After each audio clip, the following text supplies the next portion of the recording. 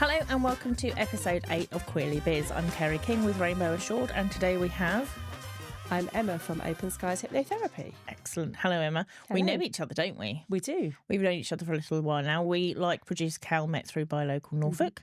And then it turns out we literally live around the corner from each other. We do. Very close. We do. Now, you do all sorts of stuff. We'll go on to that in a minute. Tell you what, now, can I just check your pronouns, please? My pronouns are she, her. And do you have a little box that you fit in label-wise? I don't have a little box. You know, I don't have a little box. I get that for some people they need a little box. I need a box. Because I think it gives you like a sense of belonging and it fosters a sense of like where you sit in the world. But I Community don't for me. have, yeah, exactly. But I don't really have a box. Okay. I'm not straight by any stretch of the imagination. Can't even think straight. Can't even think straight, never mind be straight. But I don't really know where I sit. I think my main attraction is to women, but there is also a part of me that, as you know, oh yes, we love the feminine looking man. Yes. Not a masculine looking man, but a feminine looking man. Yes. So you do like a feminine looking man, don't you? I do. Definitely something about a man in makeup. Something about a man in makeup. We have tried to look and see if there's a terminology for this, but as far as I can see, there isn't. But I know other people who love it, so there should be. We will create you a flag. I need a flag. Yes. I do need a flag. We can do that. But yeah. But even then, you won't. Thing. But for you, a box isn't needed. No, I don't think so. I think I'm happy just being me and just doing, like going with the flow. But I mean, if we can find a box for a man in makeup and women, then that is my box. There's the box right there. There's the box. Big fish, little fish, cardboard box. Not a cardboard box, another box. No, a sparkly box with makeup. Yes. Probably Leighton Williams. Because he, pitches up everywhere, doesn't he? He does pitch up everywhere. So as far as Rainbow Assured goes, so you're getting involved with Rainbow Assured, aren't you? So one of the things that we do is we have a membership. We have a membership scheme, so it's bronze, silver, and gold membership. You can also be a sponsor. But one of our benefits to membership is discounted therapy sessions with you, isn't it? It now, from what I understand, you offer several different kinds of therapy. I just want to point out that Emma has a special interest in LGBTQ therapy helping, but you don't just do that, do you? You can help anyone. Yes. So when we offer discounted therapy sessions with Emma as a benefit for a business that is part of Rainbow Assured, you don't have to be approaching Emma with anything that is, if you have an LGBTQ problem, great. If you don't, it's still fine. If you just want therapy and you need for whatever your problems are, you're able to help with that. I just wanted to make that clear. Yeah. So can you tell me more about the kinds of therapy that you offer? And then I'm going to talk books. Oh, okay. Yeah, I do an awful lot of therapy. I have a huge toolbox of stuff that I offer. I have a client base that's really varied. I have people coming with anxiety. I have people coming with a lot of childhood trauma, which I think with LGBT particularly is a thing. I think we have that growing up. We have that lack of acceptance. We have that need for belonging that we don't generally have. So I have a lot of that. I have a lot of abuse situations. I have a lot of people who have been sexually assaulted. I have all kinds of stuff. So I do hypnotherapy, which can close off past trauma. We can go back and close it off. I do counselling, so that's more of the talking therapy. Art therapy, so that's getting people to draw out their feelings. If they can't articulate them, they can draw it out.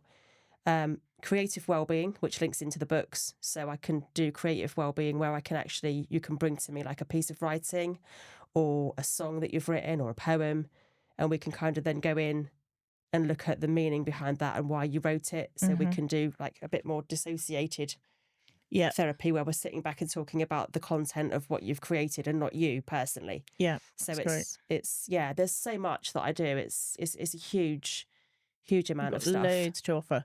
And one of the other things that I obviously want to mention is that you've got a book well, 2 books now. Are we Two 2? books. Are we Two on to books. the how many more in the working? So there may be more. There's more. So There's you've more got a coming. children's book called The Harp. Let's just talk about that first. So can you tell me what The Harp entails? The Harp is a story for children who basically are trying to navigate quite difficult life events. Mhm. So the chap in the book is sort of 9 years old and his mum and dad are splitting up. Okay. So he's going through a big trauma at home, lots of shouting, lots of things being thrown, and he's thinking, "Oh God, this is my fault. I'm going to have to leave. That's the best thing I can do. Is it'll all be fine if I'm not here." So he runs away, Mhm. and then he kind of goes on a journey of, and this is where I introduce a bit of quite gentle hypnosis work through the book, a bit of reframing, relaxation, and he goes on a bit of a journey, and then through that journey, he gets to understand that actually change isn't always a bad thing. Mhm. And actually, he's going to be much better off in a house where there's no conflict, where the parents are separated and he's got two homes rather than having one home with loads of shouting. Mhm. That's not going to be helpful for him in the longer term. So he gets to actually deal with his worries. And we do like a little exercise where he has a worry stick and he kind of throws it into the river and it washes his worries away. And it's just a Oh, really cool. nice little thing for kids to be able to relate to. Yeah, I've read it, albeit briefly, but I thought it was really effective, and I was surprised how much kind of valuable content that even I could take from it just in a few pages of a Mm. children's book. I thought it was really effective. And then talking of effective, because you and I talked about this a lot. So one of the other things I wanted to mention is that when I introduced Emma to Rainbow Assured and said that we would be offering discounted therapy sessions as one of the benefits to becoming a member, um, I really wanted to make sure that I was coming at this from a point of knowledge and saying to people, I know that Emma will be good for you, and therefore I decided to go to Emma's therapist, and I kind of experience that, so that if I was saying to my members, this is a good person for you to talk to, that I knew that from personal experience, and I can say that I'm really enjoying my therapy with Emma. I have an appointment tomorrow, as it happens, and I'm finding it her contributions into what I'm talking about are really, really helpful. So I can definitely say from personal experience that it's been really cool working with you, and I'm hoping to carry on working with you for a while. Um, but one of the things we've talked about is your new book, which literally came out like last week. The 30th of November was the release date. Oh Yeah. gosh, was it? Yeah. Oh Yeah. So god. it's been out a couple of weeks Oh, now. I still Yeah. haven't ordered a copy. I will do that. I must. I'm really looking forward to reading it, so I'm definitely going to order it. So tell me what the name of the book is. It's called Critical Parenting Reframed. Right. And then, because we've talked about this loads in our therapy sessions, and how Yeah. it seems to relate to, and every now and then Emma will go, that's in the book. And I need to read this book because I'm really interested in all the things that, so one of the things, obviously I'm not a parent, but you are. So I want to make it clear that it's suitable for people who are not parents as well, but obviously have been parented. But Yes. then it's also useful for parents. Yeah. So the idea behind the book is that critical parenting is a kind of a therapeutic model. It's a state that we live in. So it's actually about how you parent yourself, Right. as opposed to actually a parenting book. Okay, right. So it's about how we parent. So we've all got a child part. Yes. Everyone has a child part. And generally speaking, if you're in therapy, it's because the child part of you is broken Yes. in some way. There's some healing that needs to happen Fair to say, with I the would say. child part. So yeah, it's very much about that. And what tends to happen is we kind of get these narratives from, I don't know, our parents, our teachers, our peer groups growing up. You might get told you're not good enough to do something, or you can't do it, or you're stupid, or, sit down and be quiet. And you kind of internalize those narratives, and then they become your story, Mm-hmm. and it's how you live your life. And it can really stop you. I mean, a year ago, I wouldn't be sitting here doing a podcast because I had a real fear of public speaking. I wouldn't do that. I was told that I couldn't do that. I didn't have a voice. I didn't deserve one. Wow. All of the critical parent narratives that I heard growing up were keeping me stuck. And actually, through my own therapy, is how I'm sat here now, Yes. and how I can write a book going, right, these are the narratives that you've inherited, but they're not yours. Mm-hmm. They were never yours. So put them down. Yeah. And here's how we do that. So it's about actually parenting yourself in a more caring way and setting down all of that criticism that you've inherited that was never yours. So I'm one of the things that I find useful when we talk and we have a therapy session is that I'll sort of talk and sort of blab on for a bit, and and I do what I do a lot, which is that I kind of come to realizations while I'm talking, like I haven't realized them before, but then they kind of come up and I go, oh, I didn't. Like actually in the last episode when I was talking to Cal, I suddenly went, oh, I didn't realize I felt like that. It was only Mm, because I said it, and I find it ever so interesting when you then say, well, but that's not yours. That's where did that come from? mm, Who told you that? Because one of mhm, the things I had, or I always felt growing up, I think my parents would um, certainly not be aware that I felt like this, which is that everybody has a talent, like one talent that they one thing they're really good at, um, and then they're not good at anything else. mm. And I don't think that was my parents exactly. I think that was Enid Blyton. No, She's I got a lot to answer got a for. lot to answer for. I love it. I loved Enid Blyton's books when I was growing up. I really did, and I read as many as I could get my hands on. We had loads of Mallory Towers and St Clair's Girls Mm, and all the Book of Pixies and Fairies and Magic Faraway Tree and The Wishing Chair, and I loved all of them. Um, but I found that a running theme through the book was that everyone had one thing that they were really good at, and mm, therefore they couldn't be good at anything else. mhm. And I sort of thought, oh well, when I was younger, I was really good at stilt walking. Now Okay. I came across this knowledge as we went to one of these kind of Victorian days, where you then play Victorian games, and Yeah. everyone sort of had hoops that they were smacking along the road, and and stilts, and I just got up on these stilts and then started to walk, and someone was like, "Oh my god, how could you do that?" Everyone else was kind of falling off them as soon as they stood up, and I said, "I don't know." Mm, So I discovered that something I was naturally good at, as it turned out, was walking on stilts. mm, So I just thought, well, that's the thing I'm good at, and therefore I'm not good at anything else. mhm, And that's incredibly damaging and has been my entire life to realize that I've been thinking this for now 43 years that I can only be good at one thing. mm. And my brain went, well, obviously it's stilt walking. Why would it be anything else? I mean, now I think I am gradually starting to go, okay, well, actually, I'm quite good at singing and I'm good at my job. I'm good at Rainbow Assured and I'm good at teaching. Um, Mhm. but all of these other things and all the things I've done in the past and I've loved doing, I've just gone, yes, but it's not. But it's not a natural talent. Like, I used to teach dancing. My aunt is a dance teacher, and she taught me to teach. And I took my professional exams, and I became a teacher. Um, and people said, "Oh my god, I'd love to learn to dance." I'm like, "Oh well, I'm not natural. I have to work really hard at it." Mm. I was like, now I look at it and go, "Why did you do that to yourself? Yes, Yeah.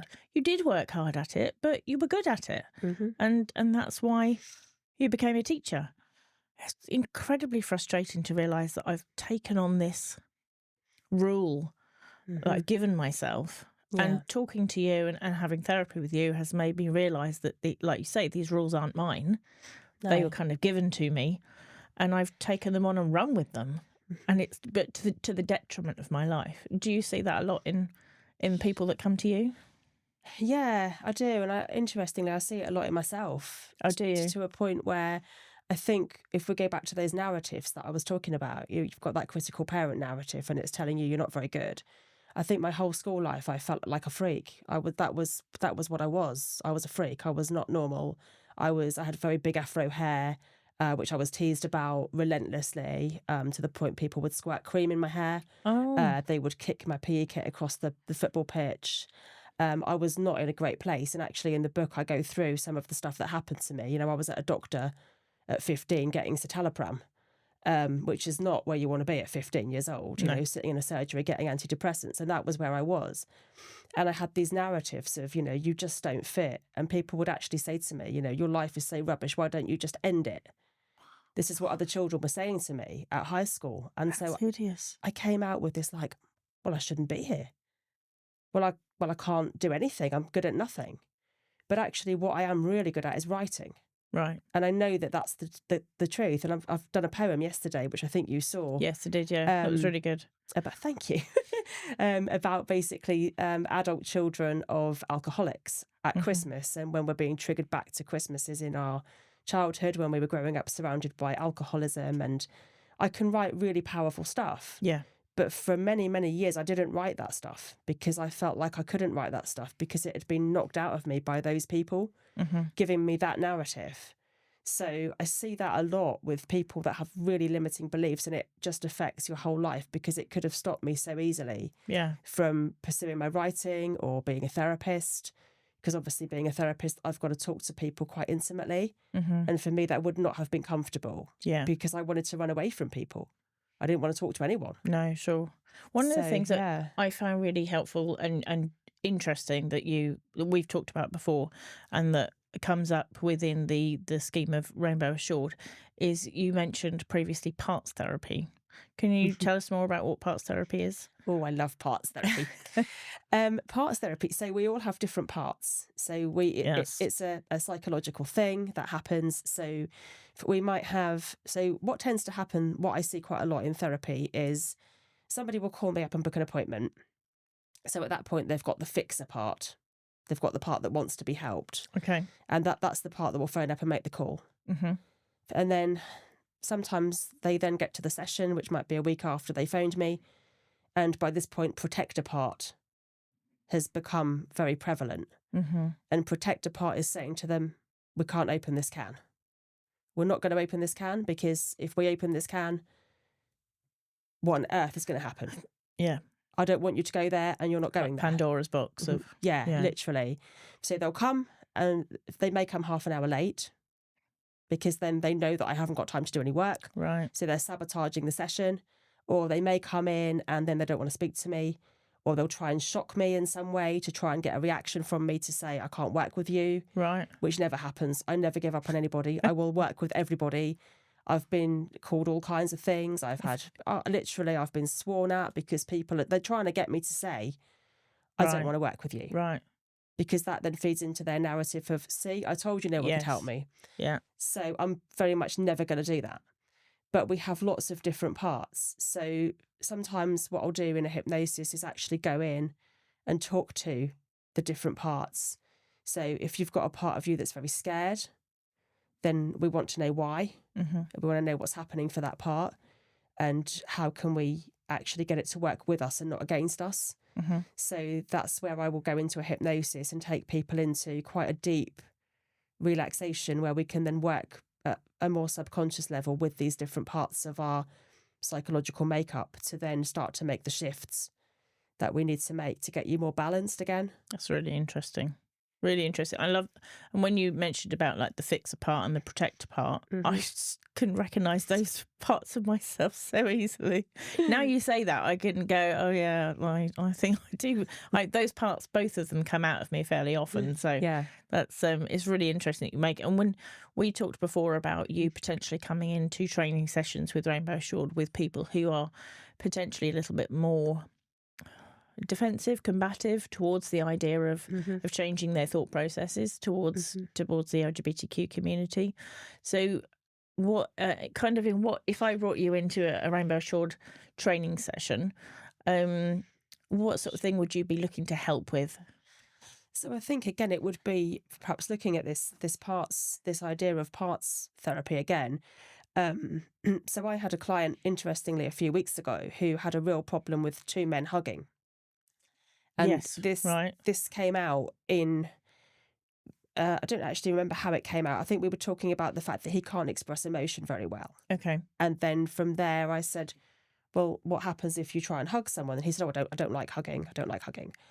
And, if I watch one of those awful American sitcoms where two men throw their arms around each other, I can't bear it and I have to turn it off. Oh, Which was that's quite a visceral reaction, quite a isn't it? strong reaction. And he was actually swearing.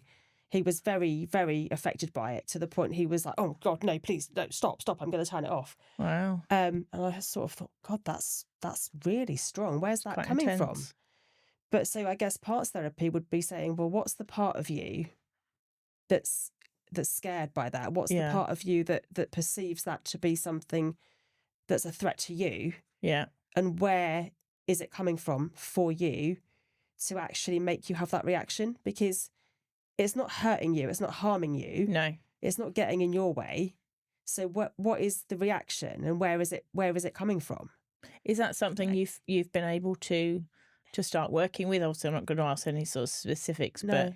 have you seen them since then to We have, and I have ask? talked a lot more around it isn't really, I don't think it is about men, specifically men. Okay. I think for him, he's a much older client, Mm-hmm. and he's been taught that we do things properly. Right. And proper is a word that he uses a lot. Okay. And everything has to be quite formal, and So again, that's another rule, isn't it? I suppose that it's a yeah. rule that he's inherited. Like, we have to shake hands, we don't hug.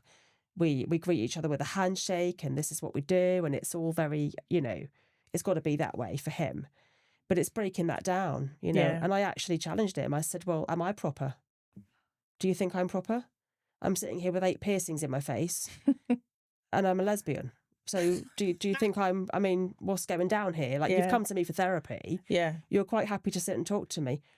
Interestingly, why did he choose me as a therapist? That's what I'd like to know. Yeah. Because he's chosen me from loads of different people that are out there. Yeah. He's specifically come to me, clearly seen my website. Yeah. My website is very open about the fact that I'm not a straight person. Yeah. And yet he's come to me, but he's got that prejudice. Yeah. That is interesting that he's gravitated towards to working with someone who ultimately he finds uncomfortable, potentially their lifestyle. Mm. The idea of their lifestyle is uncomfortable to him, but actually he's gone, yeah, almost like a kind of morbid curiosity, I guess. But then, you don't know, I guess he's probably not even aware of his reasoning for picking No, you, I guess. no.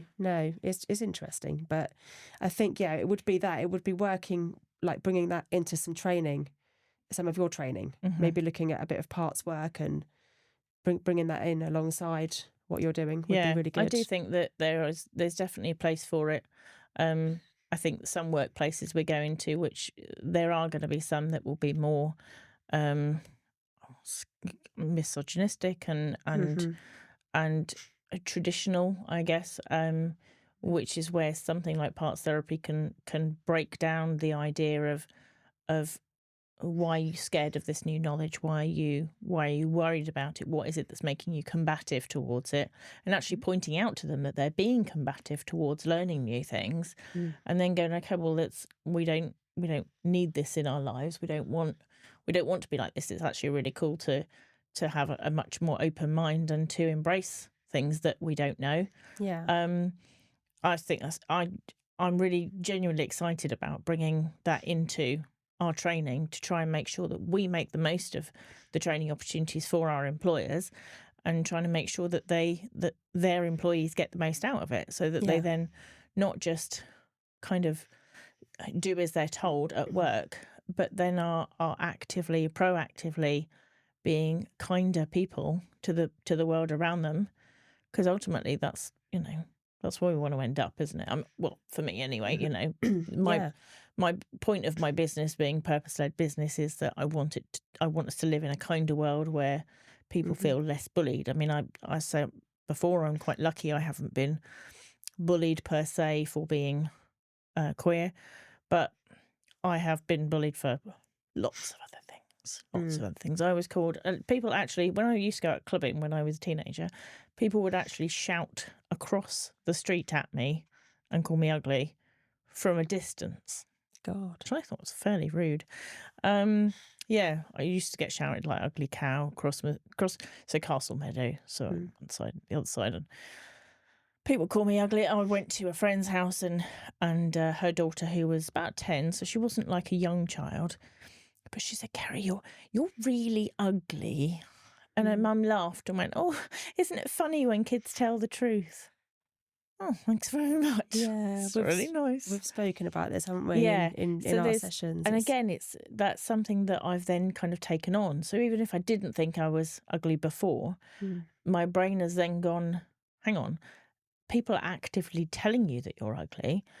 Therefore, you must be, what society considers to be not pretty Yeah. or not attractive to anyone because people have actually gone out of their way to tell you this. And I think because people don't often, they do it more now. People don't often go out of their way to give people compliments. I try and do it now. I try and, if I see someone coming and I can spot something about them. I saw a lady the other day who I thought looked absolutely gorgeous and these beautiful dungarees on.